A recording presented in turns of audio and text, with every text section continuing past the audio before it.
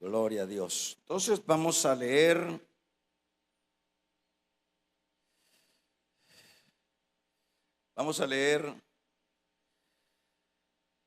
el versículo número 1 para que podamos tener una comprensión. Dice: amados, esta es la segunda carta que os escribo, y en ambas despierto con exhortación vuestro limpio entendimiento, para que tengáis memoria de las palabras que antes han sido dichas por los santos profetas, y del mandamiento del Señor el Salvador dado por los apóstoles, sabiendo primero esto, que en los postreros días vendrán burladores, andando según sus propias concupiscencias, diciendo: ¿dónde está la promesa de su advenimiento? Porque desde los días de nuestros padres que durmieron, todas las cosas permanecen así como desde el principio de la creación. Verso número 8 dice: mas, oh amados, no ignoréis esto, para que con Dios un día son como 1000 años, y 1000 años como un día. El Señor no retarda su promesa, según algunos la tienen por tardanza, sino que Él es paciente para con nosotros, no queriendo que ninguno perezca, sino que todos procedan al arrepentimiento. Amén. Vamos a sentarnos, hermanos. Gloria al Señor.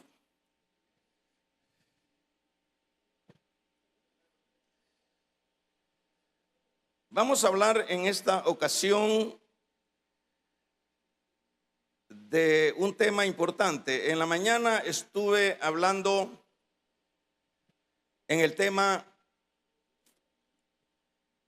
el regreso de Cristo. Hoy quiero hablar por qué ha tardado el regreso de Cristo. Es decir, una pregunta va a ser la forma de tema. ¿Por qué ha tardado el regreso de Cristo? Bueno, voy a introducirme trayendo pues a memoria lo que el Señor habló con sus discípulos en su tiempo de su ministerio.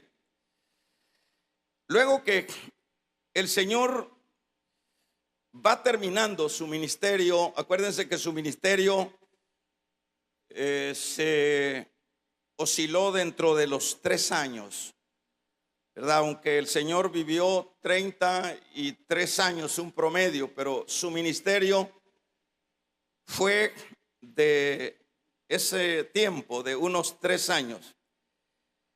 El propósito del Señor por el cual había venido es para que a través de su vida, del sacrificio de su muerte, los hombres pudieran alcanzar lo que es la salvación cuando cuando nosotros creyéramos en ese sacrificio.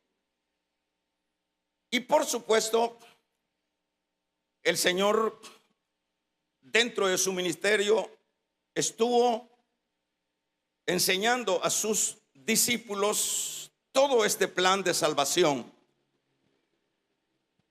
En los días ya que se acercaba el momento de su muerte y de su partida, el Señor les habló a los discípulos que Él se iría, pero que regresaría a tomar a su iglesia. Eso es lo que se lee en el capítulo número 14 del libro del Evangelio de Juan. El Señor, al ver a los discípulos que estaban tristes porque Él les había dicho que se iría, por tanto, en el versículo número 1 del 14 de Juan le dice: no se turbe vuestro corazón, creéis en Dios, creed también en mí. Y luego les dice en el versículo número 2, en la casa de mi padre muchas moradas hay. Si así no fuera, yo no lo hubiera dicho. Voy pues, les está diciendo yo, luego que muera, voy a la casa de mi padre. Pero veamos a qué va el Señor. Dice, voy pues a la casa de mi padre a preparar morada para vosotros. El versículo número 3 le dice, y si me fuera, os prepararé lugar, vendré otra vez y os tomaré a mí mismo, para que donde yo estoy, vosotros también estéis. Y sabéis esto, a dónde voy, y sabéis el camino. Es decir, estas son palabras de consuelo. Son palabras que el Señor se las expresa a sus discípulos en este momento diríamos, de incertidumbre en el cual ellos están. Porque no olvidemos que para los discípulos no era una cosa fácil el que el Señor los dejara, pues ellos habían creído que el Señor, en primer lugar, era ese Mesías que venía a liberarlos de la esclavitud o más bien del dominio de Roma, y que ellos junto con el Mesías o con el Señor Jesús instalarían el reino de Dios acá en la tierra. Pero al decirles él que iba a morir y que se iba y que ellos iban a quedar, no era una cosa buena ni una buena noticia para ellos. Era un dolor, una tristeza, y esa es la razón por la cual él les dice que no se turben, que no se aflijan, porque él va con una misión, y la misión la cual va a llevar a cabo él en ese ir al cielo es preparar estas moradas, preparar este lugar para luego regresar, para tomar a sus seguidores y llevarlos con él a ese lugar celestial. Es importante que no dejemos de ver cómo será ese lugar. Yo estuve hablando en la mañana también de esto, en el sentido de cómo es ese lugar que vemos o que nos describe la palabra en el cielo. Por ejemplo, si gusta, podemos ver en el capítulo número 21 de el mismo libro de Apocalipsis. Leamos donde describe de alguna manera lo que es esta ciudad. Dice el versículo número 2, fíjese, y yo vi, dice Juan, en el capítulo número 21, verso 2 de Apocalipsis, yo vi, dice Juan, la santa ciudad, la nueva Jerusalén, descender del cielo de Dios, dispuesta como una esposa ataviada para su marido. Es decir, Juan está describiendo la ciudad, la santa ciudad de Jerusalén, ya en este campo celestial. Por ejemplo, en el versículo 4, mire lo que dice de este capítulo. Dice, enjugará Dios toda lágrima de los ojos de ellos, y ya no habrá muerte, ni habrá más llanto, ni clamor, ni dolor, porque las primeras cosas pasaron. Y el que estaba sentado en el trono dijo, he aquí, yo hago nueva todas las cosas.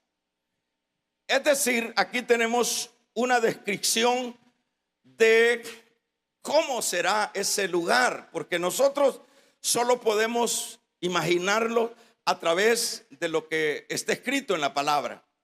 Pero por ejemplo, en estos versículos tenemos una idea, porque lo que está aquí es la realidad.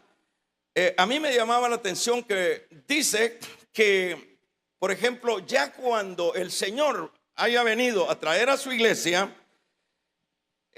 lo tremendo de esto va a ser que ya en ese lugar ya no hay muerte para los mortales, como es el caso nuestro hoy.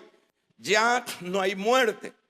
En ese lugar, dice el versículo número 4, será enjugada toda lágrima. Dicho de otra manera, se acabará el sufrimiento. Nosotros, si nos detenemos un poco para ver el trasfondo de la vida humana es, por un lado, pues tiene algunos momentos de felicidad, pero la gran mayoría, el poco tiempo de la vida humana es una tragedia. Job dice en su libro, dice: el hombre nacido de mujer, corto de día y harto de sinsabores. ¿Qué es lo que está diciendo Job con eso? Está describiendo la dura situación de la raza mortal. Nosotros casi que vivimos en una zozobra.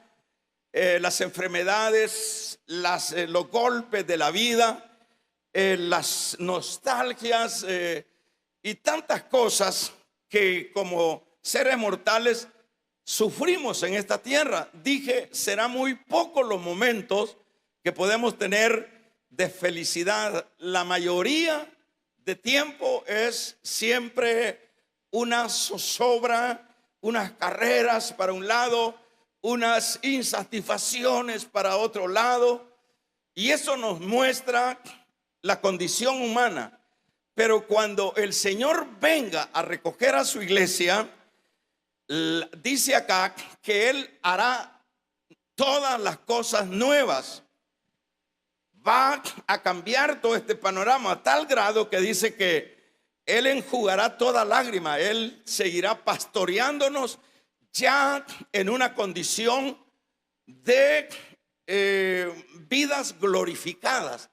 Porque ahorita somos mortales, pero cuando el Señor regrese, Él nos va a transferir la vida inmortal.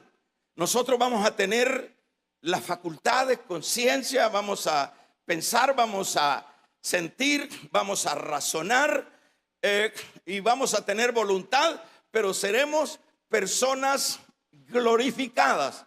Es decir, ya en ese campo ya no hay dolor, ya no hay tragedia. Y le voy a decir todavía más de lo que nos habla ese lugar a donde el Señor va a llevar a su iglesia. En el capítulo número 22 también de Apocalipsis, vamos a leer de alguna manera cómo es ese lugar. En el verso 2 dice: en medio de las calles de la ciudad, dice, en esa calle y a uno y a otro lado del río estaba el árbol de la vida. Es decir, cuando ya nosotros estemos en ese lugar celestial, Juan describe cómo va a ser esa ciudad. Dice que hay un río en medio de la ciudad y en el río está el árbol de vida. No sé si le siente algo parecido cuando dice el árbol de vida. Se está refiriendo al mismo Cristo.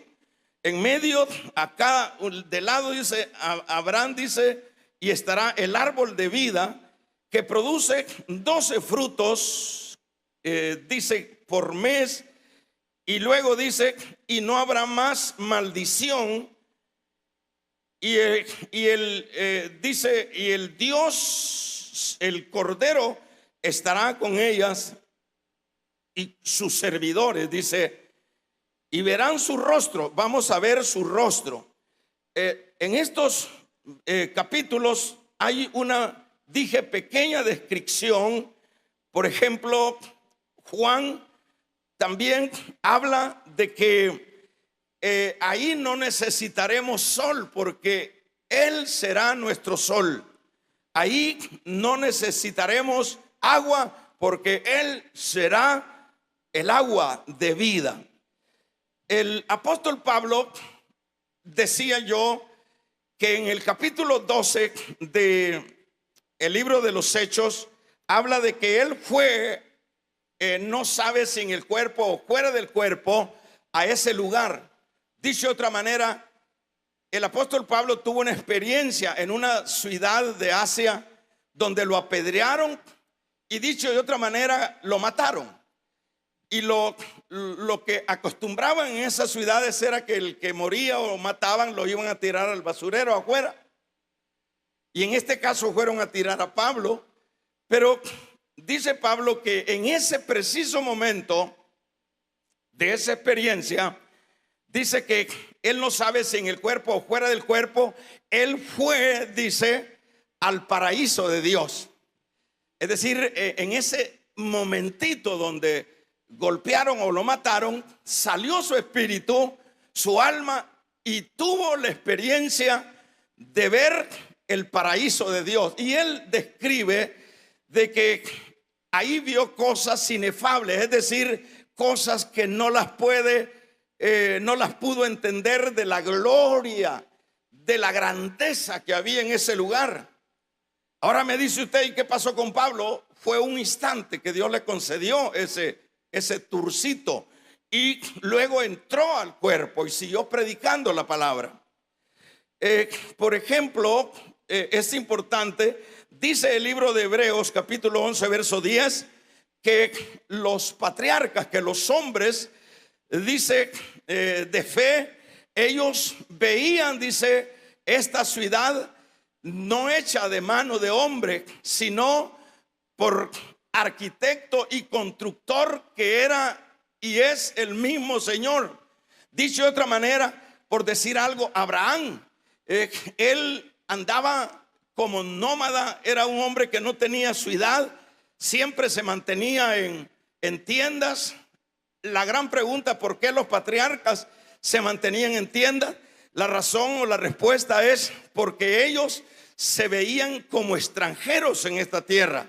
Ellos siempre, su fe era que allá, en el más allá, estaba la patria celestial de ellos, donde ellos tenían, Dios les había construido una ciudad. O sea que no estaban tan perdidos los patriarcas y estos hombres de la fe. Damos un amén, iglesia. En este, hermanos, lugar, por decir algo, es a donde el Señor va a llevar a su iglesia. Cuando yo veía esto, digo, qué importancia, qué misericordia tan grande es lo que Dios ha hecho con nosotros, con la iglesia, con los que pertenecemos a su iglesia. Porque es una misericordia grande. Los mortales vamos a ser inmortales, pero no solo seremos inmortales, sino que a la vez el Señor, como se lo dijo a sus discípulos, me voy pues a preparar morada para vosotros, para cuando yo regrese, los tomaré a sí mismo, para que donde yo esté, vosotros también estéis. Y quiero decirle que esa no es la palabra de la promesa de un político. Quiero decirle que eso que leemos ahí en Juan 14, 12 en adelante, no es la palabra de un pastor mortal de la tierra, es la palabra del pastor de los pastores, del Dios todopoderoso, ¿verdad? Donde Él dice, hermanos, que qué precioso eso, ¿verdad? Qué maravilloso es que Él nos va a llevar a ese lugar. Y cuando yo veía esto, decía, qué grande es Dios, que aún siendo nosotros pecadores, hermanos, en ese pasado, pero que Él nos ha traído y vamos a tener el honor, el privilegio de caminar en la Nueva Jerusalén. Hermanos, eso no lo puede lograr ningún millonario. Eso no es posible de que se alcance con poder, con influencia humana. Ese es un don gratuito de Dios. Porque dice su palabra que no es del que quiere, ni es del que corre. Es decir, no es, usted puede decir, mire, toda la gente religiosa habla de Dios y habla del cielo. Pero estamos hablando de gente religiosa. Pero religión es una cosa y evangelio es otra cosa. Entonces, en este caso, hermanos, en ese lugar nadie puede entrar. Solo se puede entrar cuando la persona crea en el sacrificio de Cristo y camine en ese camino estrecho. Cuando esa persona está desempeñándose su corta vida en esta tierra en el camino de la fe, la promesa lo alcanza, la promesa del Señor lo alcanza, que dice: yo voy a preparar morada para cuando yo regrese, yo los tomaré asimismo para que estén conmigo. Dicho de otra manera, el final de cada uno de los creyentes es que vamos a estar eternamente con el Señor. Vamos a regalarle ofrenda de palmas al Dios de la gloria, que vamos a estar eternamente con el Señor, ¿verdad? Esto no parecería novela, parecería fantasía, pero quiero decirle, hermano, que esta palabra, este libro que es la Biblia, este libro ninguna otra escritura, ningún otro libro, no hay nadie que lo haya podido superar. Este es el libro de los libros. En este libro se han inspirado poetas, reyes, hermanos. En este libro ha sido de bendición para pescadores, ha sido de bendición para el ignorante, para el sabio, para todo aquel que ha considerado que esta es la palabra de Dios. Porque esta es la palabra de Dios. Este no es el periódico. Este no es una escritura de un pensador. Es la palabra de Dios, la cual dice es viva y eficaz y es más cortante que toda espada de dos filos. La Biblia dice que, hermanos, el cielo y la tierra pasará, pero lo que está escrito en este bendito libro no pasará. Y hay esa esperanza. Damos un gloria a Dios. En este bendito libro dice esta palabra: me voy pues a preparar morada para vosotros, para cuando yo regrese los voy a tomar para que estén conmigo. Eso es lo que dice esta palabra. ¿Cuánto le creen a esta palabra? Ahora yo diría, vale la pena entonces ser creyente, ¿verdad, man? ¿Verdad que no estamos tan locos o tan perdidos? ¿Vale la pena? Bueno, por supuesto, la gloria sea para que el Señor vea. Porque la Biblia dice que es un don de Dios, no es de nosotros. No es que nosotros buscamos a Dios, porque muchas veces así se piensa. Mire, yo busqué a Dios. Eso es una expresión no correcta. Dios es el que nos buscó a nosotros. Dios nos vio desde antes de la creación del mundo. Eso es lo que dice el capítulo número 8 de Romanos. Dice, Él nos conoció desde antes de la creación del mundo y nos escogió para sus propósitos. Dice en el capítulo número 1, verso 4 de la primera carta de Pablo a los Efesios, dice: nos escogió para gloria y alabanza de su nombre. Y cuando nos escogió desde antes de que se hicieran toda la creación, ya en la mente de Dios, en la presencia de Dios, ya estábamos nosotros. ¿Cuántos damos un gloria a Dios? Ya sabía Dios quién iba a ser su papá, dónde íbamos a nacer. Íbamos a nacer en pecado, perdidos, sin esperanza. Nos íbamos a convertir en lo peor del mundo, pero de lo peor del mundo ya Dios tenía un plan para redención, para sacarnos, para liberarnos, para darnos, para que fuéramos parte de la promesa de su regreso. Qué bueno es ese Dios para con nosotros, hermano. Entonces, cuando uno ve esto, ¿por qué nos emocionamos? Porque no es para menos. Es que esto no es cosa poca. Si la gente se emociona cuando se gana el premio gordo de la lotería, pero ¿de qué sirve? ¿De qué sirve si usted puede tener muchos millones, pero de nada sirve?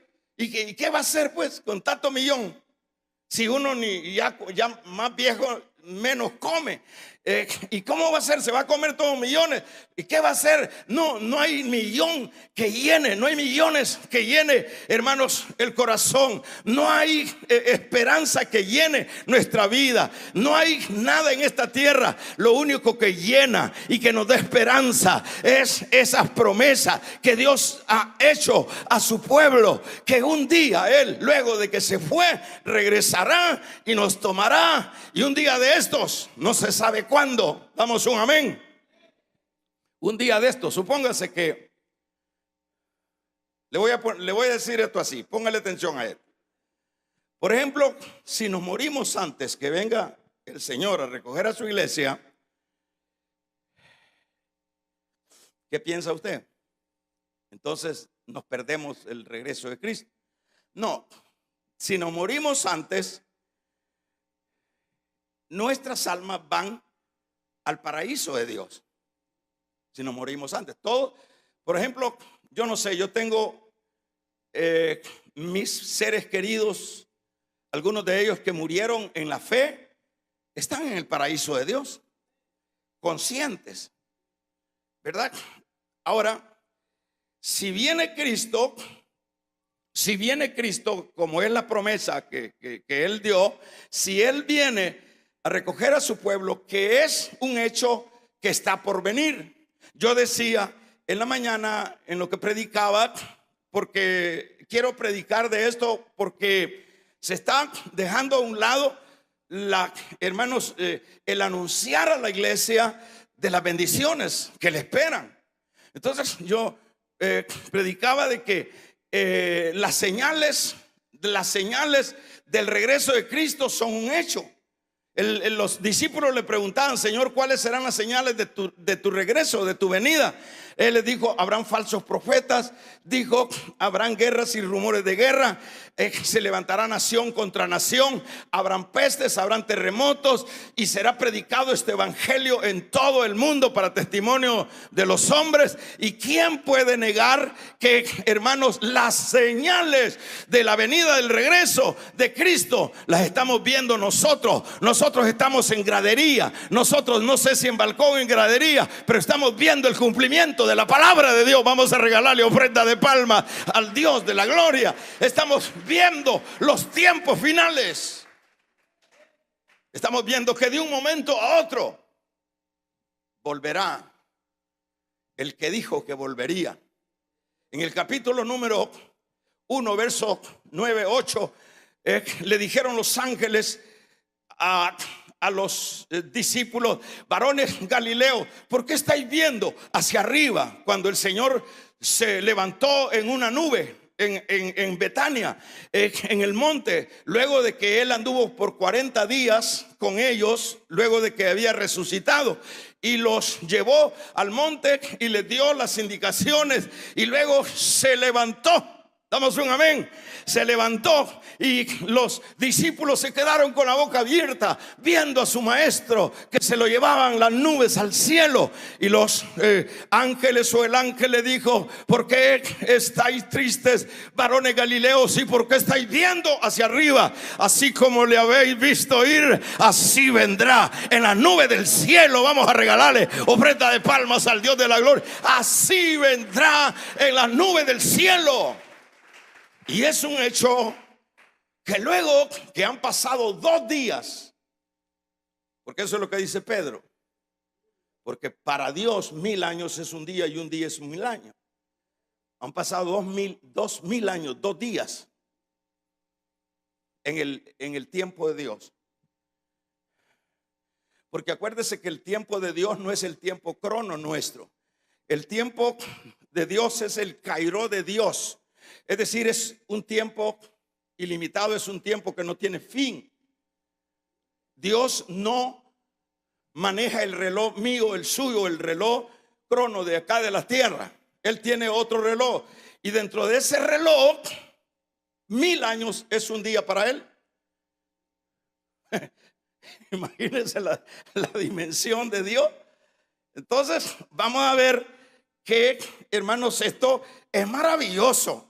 El saber que Él está por volver todo lo que está sucediendo ahorita, que el uno se amenaza con el otro, que todas las grandes potencias se están rearmando, todos están buscando nuevas armas atómicas destructivas, que es una locura, pues cuando alguien de estos dispare un arma de esa naturaleza, se termina el mundo, se acaba, se quema la tierra. La situación es grave.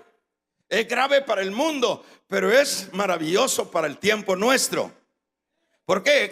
Porque somos, como dije, lo que estamos viendo, el panorama. Yo me divierto, yo me gozo cuando leo la Biblia y digo, Dios mío, no sé si nos tocará ya o faltarán algún menos poco tiempo, pero la cosa es que estamos disfrutando, que estamos viendo que lo que no pudieron ver los apóstoles, lo que no pudieron ver los profetas, nosotros los de los tiempos finales estamos viendo el cumplimiento de la palabra. Cristo, Maranata, Cristo viene pronto. Vamos a regalarle ofrenda de palmas al Dios de la gloria. Él viene pronto.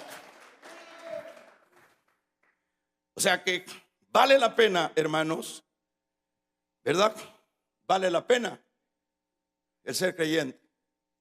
Yo digo, gracias a Dios, cómo no me morí antes de conocerte. Y usted debe darle gracias a Dios, porque ya está adentro. El problema son los que están afuera. A eso les espera juicio. Porque lo que dice Pablo a los romanos en su capítulo 8, verso 1, ninguna condenación hay para los que están en Cristo Jesús. ¿Cuántos están en Cristo Jesús? Levanten la mano los que ya son creyentes, verdaderos, dije, ¿verdad? Porque en las iglesias hay de todo. Pero yo me estoy refiriendo a creyentes verdaderos.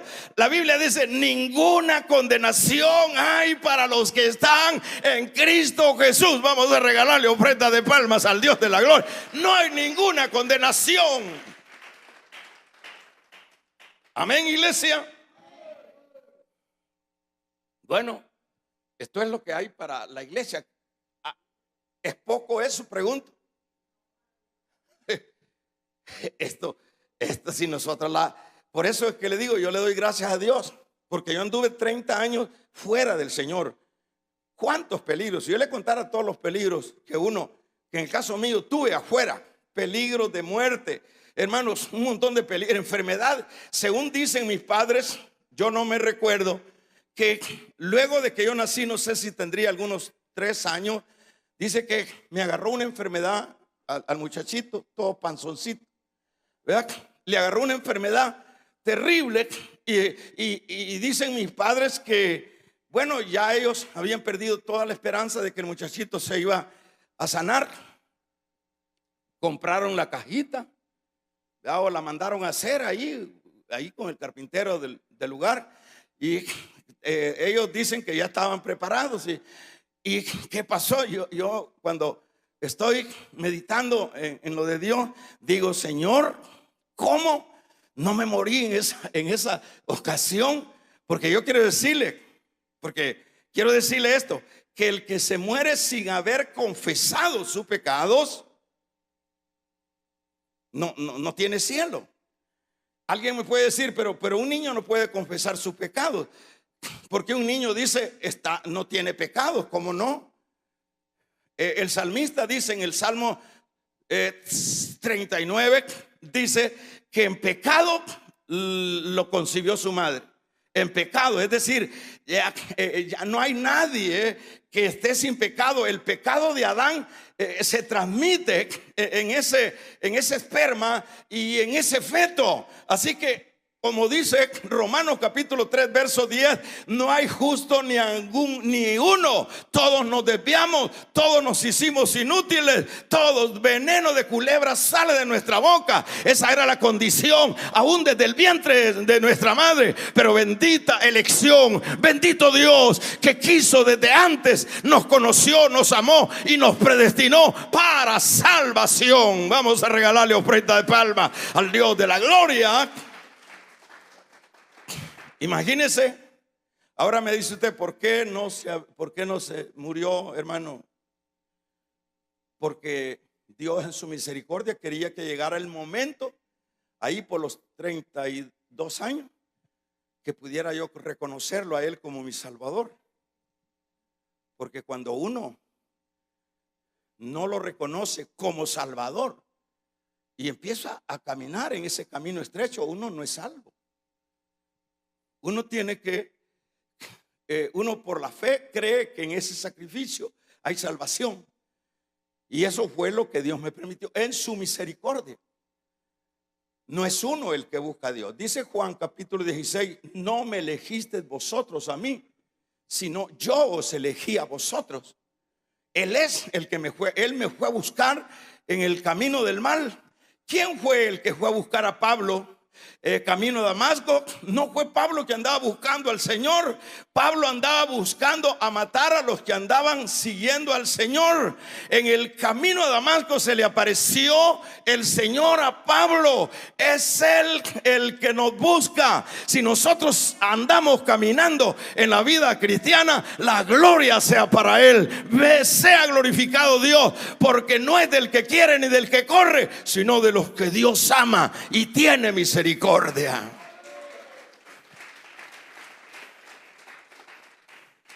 Por eso es que el creyente tiene que cuidar su vida cristiana, porque es un tesoro que Dios nos ha dado.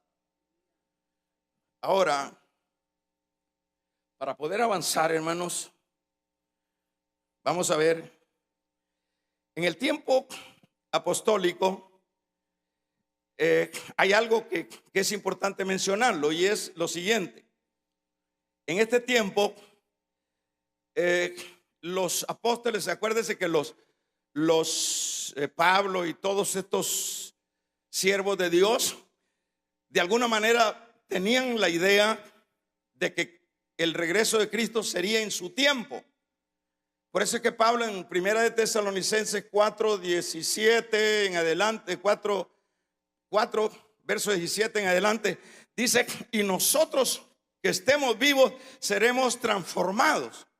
Entonces el mismo apóstol Pablo tenía la idea de que Cristo volvería en su tiempo, probablemente porque él dice así: y nosotros, habla de primera persona, nosotros seremos transformados.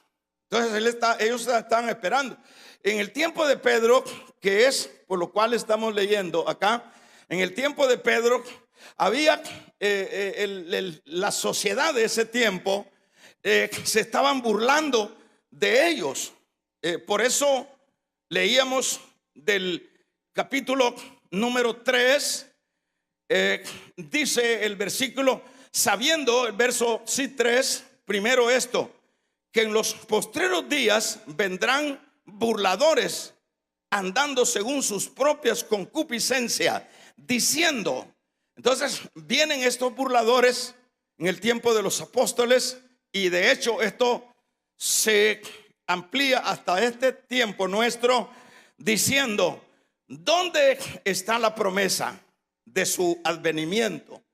Porque desde los días en que los padres durmieron, todas las cosas permanecen así como desde el principio de la creación. Es decir, los burladores estaban diciendo: miren, cristianos, miren, evangélicos, miren, apóstoles, a ustedes los engañaron. Ustedes son pobres engañados. Ustedes se han dejado llevar por el engaño de que Cristo va a regresar y se los iba a llevar. Eso no es cierto. Y había generado un sistema de burla para los creyentes. Que ¿dónde está? Dicho de otra manera, ¿dónde está el avivamiento? ¿Dónde está el regreso de Cristo? Eso que ustedes están predicando, ¿dónde está? Eso le oímos a nuestros abuelos, eso de que iba a venir Cristo le oímos a nuestros padres, y nuestros abuelos y nuestros padres ya se murieron y todavía no se ha cumplido esa promesa que ustedes dicen que va a venir Cristo a recogerlos para llevarlos al cielo. Entonces esto es importante de los burladores. En este caso vamos a ver los burladores. Vamos a leer el versículo número 4. Entonces aquí hay una respuesta. En el versículo número 4 dice, diciendo dónde están esa promesa. En el versículo 5, Pedro dice a sus lectores: estos ignoran voluntariamente que en el tiempo antiguo fueron hechos por la palabra de Dios los cielos y también la tierra, que proviene del agua, por la cual subsiste. Por lo cual, verso 6, el mundo de entonces pereció anegado en agua. Pero los cielos y la tierra que existen ahora están reservados, ¿por qué dice? Por la misma palabra, guardados para el fuego en el día del juicio y de la perdición de los hombres impíos. ¿Está conmigo? Entonces Pedro le dice a sus lectores, porque sus lectores como que ya están siendo socavados en su fe, como que han llegado a decir: a la verdad, tienen razón estos que nos andan diciendo que nos han engañado, eso de la religión, eso del evangelio. Entonces les dice Pedro, para rebatir esta postura, le dice: estos burladores, lo voy a parafrasear, estos burladores ignoran, y lo concretizo de esta manera: ignoran que Dios por la palabra creó los cielos y la tierra, y que también el agua, y que por medio del agua también enjuició al mundo. En otras palabras, Pedro está diciendo: los burladores, hermanos, ignoran que la palabra de Dios tiene poder. Los burladores ignoran que la palabra de Dios es real, que lo que Dios ha dicho es una realidad, y que Dios con su palabra creó las cosas, y también por medio de su palabra enjuició a los hombres. Dicho de otra manera, les está diciendo que no hay por qué dudar de lo que Dios ha dicho, porque esa palabra tiene poder. Ahora, en el versículo número 9, que es el que leíamos, vamos a seguir leyendo. Más, oh amados, no ignoréis esto, que para el Señor un día, dice el verso 8, es como 1000 años, y 1000 años es como un día. Dicho de otra manera, fíjense que están preocupados porque no se ha dado el regreso de Cristo, porque para ellos es un montón de años. Dice que los abuelos ya murieron y sus padres murieron, y todavía no ha venido el avivamiento, no ha regresado Cristo.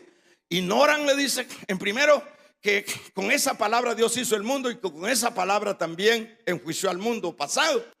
Pero que también ignoran que un día es 1000 años para Dios, y 1000 años es un día. Como decíamos, en el crono de Dios, en el cairó de Dios, hermanos, no, el cairó de Dios o el tiempo de Dios, que es lo mismo, no se mide con el crono de la tierra. Eso ignora la gente. Más bien, Dios tiene un tiempo diferente a los tiempos que nosotros entendemos. El tiempo de Dios no es el tiempo que yo pienso que justamente a las 12 de la noche de este reloj Dios va a hacer esto. No, Dios tiene su tiempo, ¿verdad? ¿Está conmigo? Dios tiene su tiempo. Ahora veamos qué es lo que dice el versículo siguiente. Por ejemplo, el versículo siguiente dice: el Señor no retarda su promesa. ¿Cuál? La que dijo que iba a venir. Versículo número 9.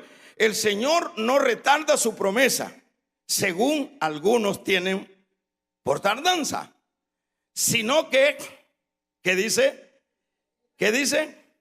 Que es paciente para con nosotros, no queriendo que ninguno perezca, sino que todos procedan al arrepentimiento.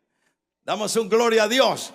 Vamos a ver, entonces el punto acá, el apóstol Pedro sigue aclarando a sus lectores que el problema no es que Dios se haya tardado.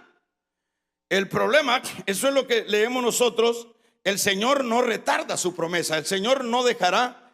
Voy a tratar la manera de leerlo en esta otra versión para que tengamos un panorama un poco más claro. El Señor no retarda. Voy a leer del versículo número 8. En esta otra versión dice: además, hermanos míos, no olviden que para el Señor un día es como 1000 años y 1000 años son como un día. No es que Dios sea lento para cumplir su promesa, como algunos piensan. Lo que pasa, dice acá, es que Dios tiene paciencia con ustedes. Damos un amén. Porque Él no quiere que nadie muera, sino que todos vuelvan a la obediencia, vuelvan al arrepentimiento. Es decir, no es asunto de que Él se olvidó de que iba a regresar. Amén, amén. No, el asunto es, ahora vamos a ir cerrando. La tardanza de Dios es paciencia divina. Eso es la tardanza de Dios. Pero no es que Dios dice, me voy a tomar otro tiempo. No, es que es el tiempo de Dios, es el tiempo de Dios. Entonces, la tardanza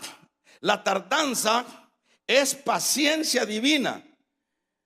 Vamos a ver, no lentitud humana, ya que Él está fuera del crono. A su tiempo se cumplirá su plan perfecto. En su momento se concretizará la promesa. Su paciencia es muestra de amor. Fíjese, hermano, ¿qué tal si yo me muero antes de que yo lo hubiera conocido? ¿A dónde estuviera yo? Allá en el infierno, dice la hermana. Y eso es así, pues.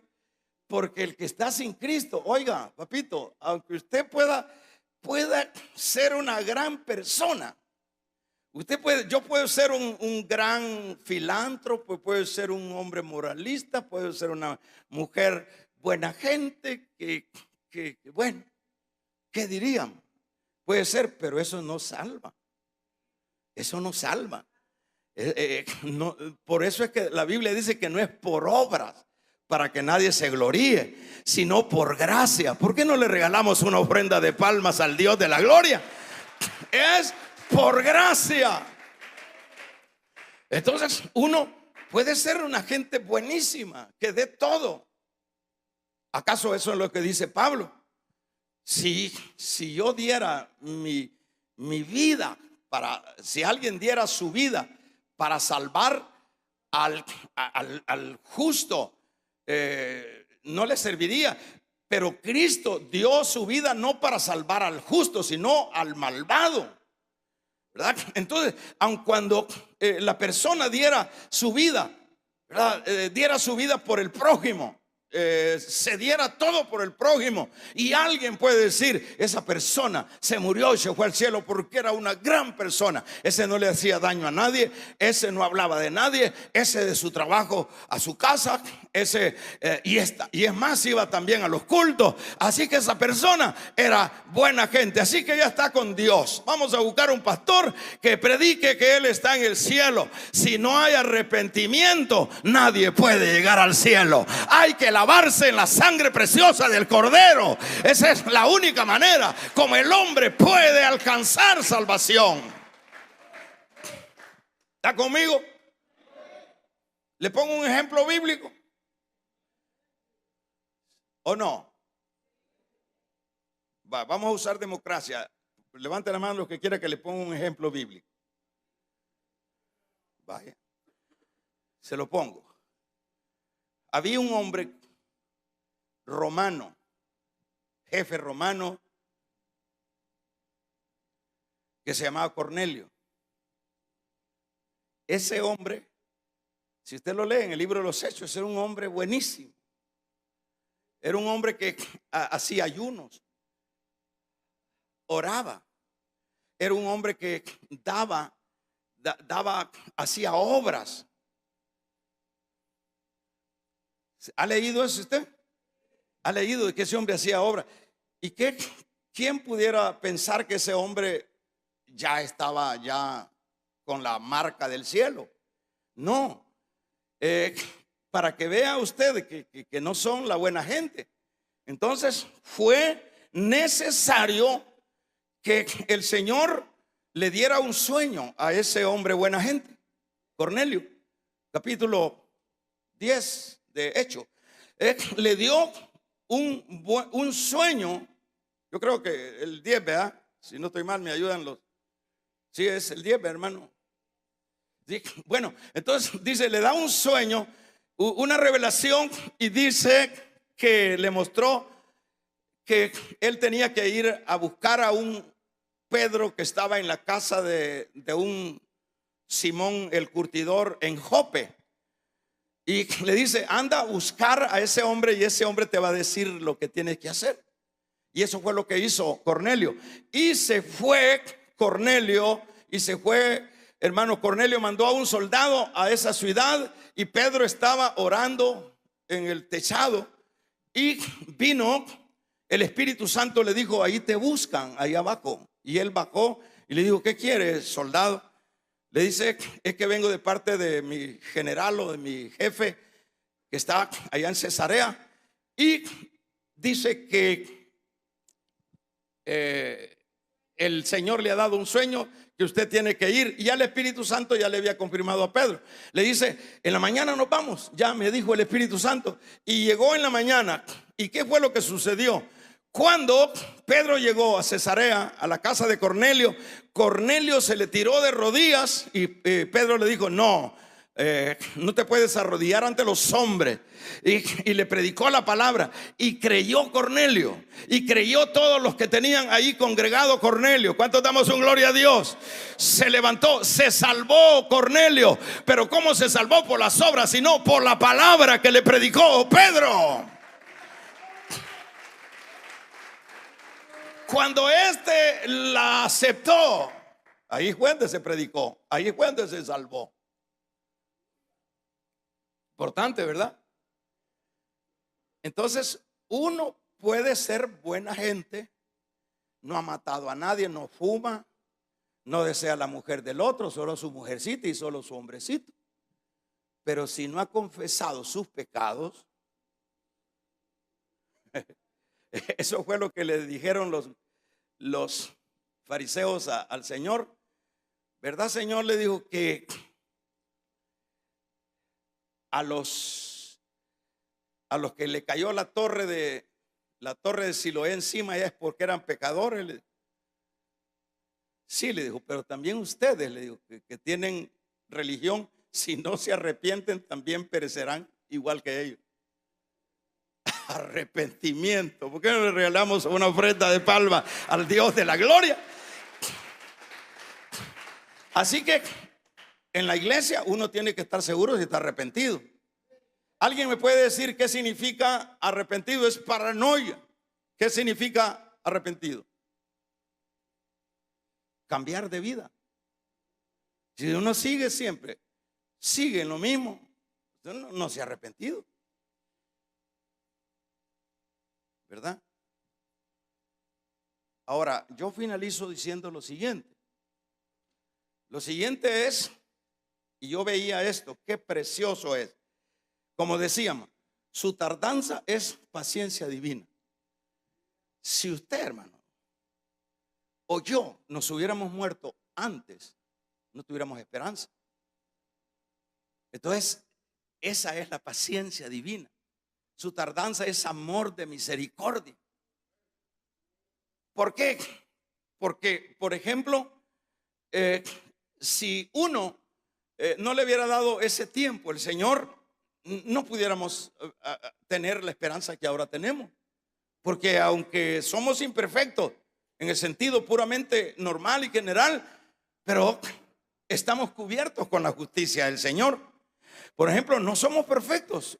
Con el pensamiento ya estamos sucios, con la mirada ya estamos sucios, pero como tenemos la justicia de Cristo, cuando el diablo nos señala y le dice al Padre, ese que va a la iglesia, ese es un gran pecador, mira cómo piensa, mira, mira cómo codicia. Y dice el Padre, es cierto, y dice la ira del Padre, pero cuando ve la justicia de su Hijo en nosotros, ahí se detiene la ira de Dios. Por eso tenemos que estar cubiertos en la justicia de Dios. No es porque seamos perfectos. Ahora, el asunto final es el siguiente. El Señor, hermanos, ha dejado, fíjense bien, el Señor ha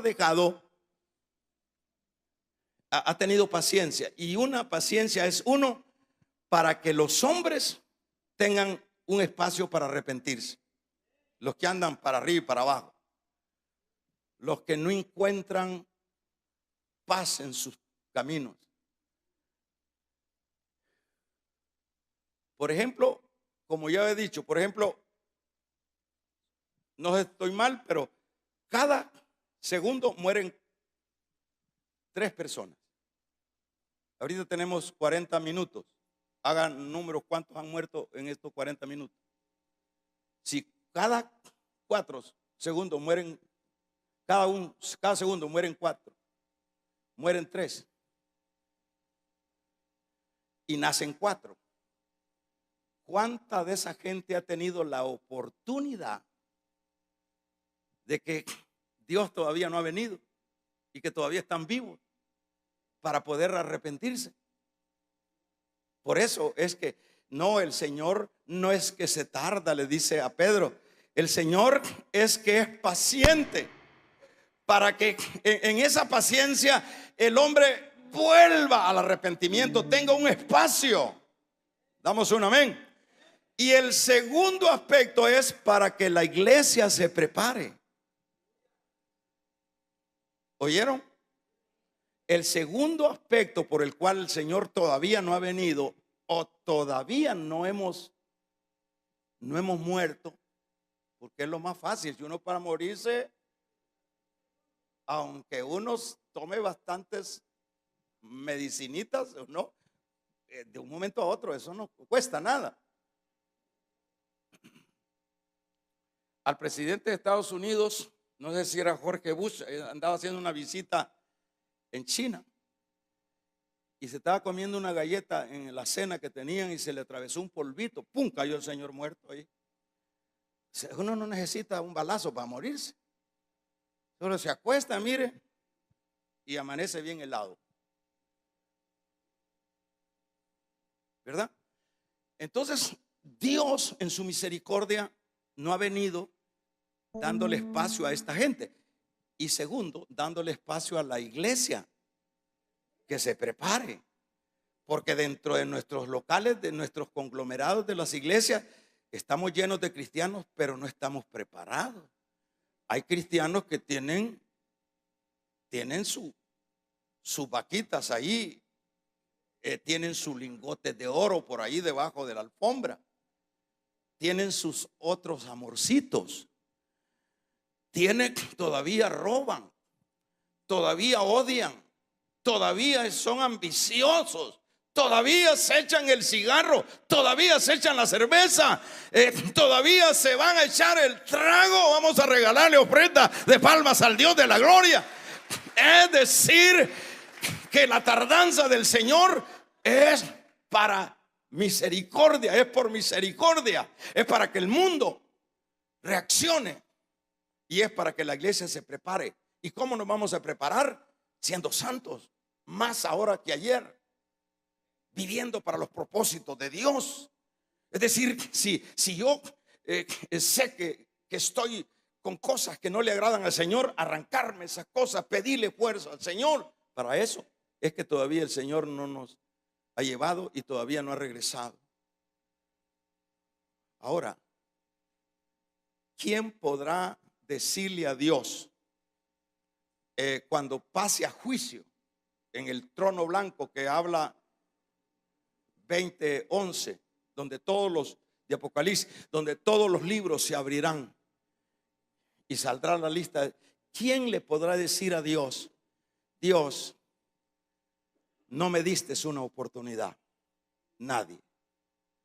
Tanto el inconverso como el que llegaba a la iglesia, que Dios le predicaba, y Dios le dirá: yo te prediqué en aquella ocasión, y la predicación era, la pregunta era: ¿por qué el Señor no ha regresado todavía? Porque el mundo todavía, porque Él quiere salvar a algunos, y porque dentro de la iglesia hay muchos que necesitan arreglar muchas cosas. Y si usted es de esos, o yo soy de esos, hay que arreglarlo. Porque como dice Santiago, el mañana no es nuestro. Si usted tiene que reconciliarse, ahorita por ejemplo tenemos 18 es hoy, ¿verdad? Estamos a 18 días del primer año, del año 26, perdón. Qué bueno sería ya mañana o hoy en la tarde estar reconciliado. Y como dijo Simeón, Señor, dijo, yo ya vi, mis ojos ya vieron al Salvador, despide a tu siervo en paz. Cuando ya está uno en Dios, amén, Señor, aquí estoy listo. Cierre sus ojos. Con sus ojos cerrados.